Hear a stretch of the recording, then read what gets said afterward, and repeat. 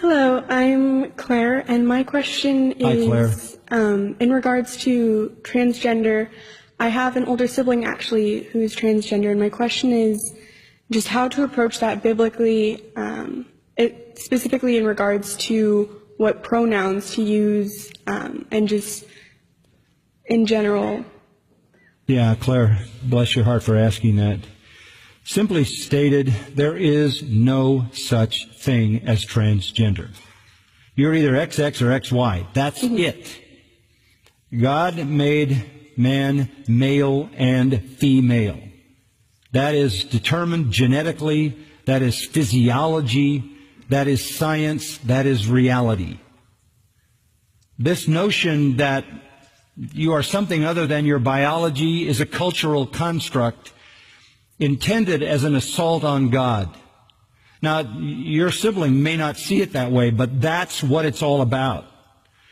And as more than anything, in fact, I was reading an article by R.C. Sproul just yesterday in which he said that the greatest revolution in American history was neither the American Revolution or the Industrial Revolution.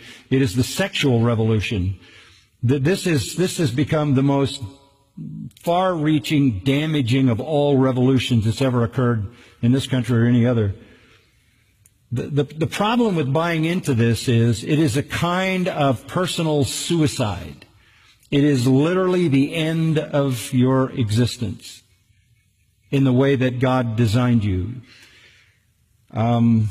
I've said this a few weeks ago. A person who is in the transgender world is 19 times more likely to kill himself or herself because you have completely cut yourself off from reality and from normal relationships. This is the end of your identity. This is the end of your ability to have a marriage that is a real marriage. It's the end of your ability to have a family. It's the end of your ability to connect and to be a part of a society and a culture and have a future and belong.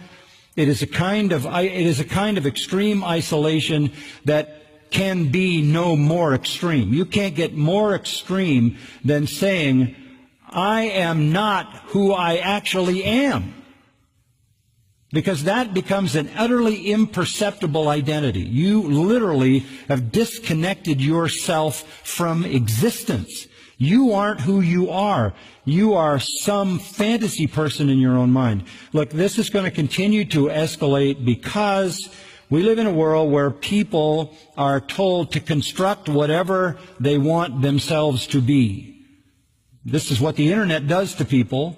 It allows you to create yourself the way you want to create yourself. You can access whatever is out there, and you can create your own world, your own reality, and you can live in that world. The isolation of this particular aspect of it is so sad and so tragic. I read the other day a surgery was done in Australia on a 5-year-old to do a sex change. These kinds of parents ought to be imprisoned, who would lead a 5-year-old, and what kind of doctor would ever do that in a hospital in Australia? This is a kind of scarring for life. So I don't mean by being so firm that you want to be lacking in love when you communicate this, but I think the only way you can address it honestly is to say, God made you. And God made you exactly the way He wanted you to be. You're not only fighting God in His physical creation, you are even more importantly fighting God in His sovereignty. You are fighting God in His spiritual relationship to you. This is a war on God. I'm not going to let God tell me who I am. I'm not going to let God define me. I'm going to be my own God. I'm going to define myself. And you're in Romans 1, and that's a reprobate mind. That's a mind that doesn't even function.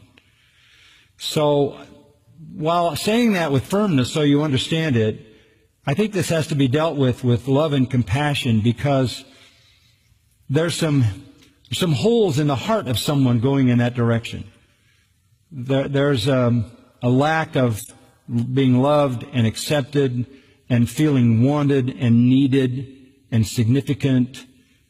So on the one hand, the reality of that lie and deception is so damaging, so destructive, so isolating, so corrupting that it needs to be confronted. But on the other hand, that confrontation can't exaggerate what already exists, which is a sense of feeling isolated in relationships. So you've got to find the fine line between confronting the error of it to protect the person and at the same time providing the love and affirmation that that person needs to be all that God would have that person be.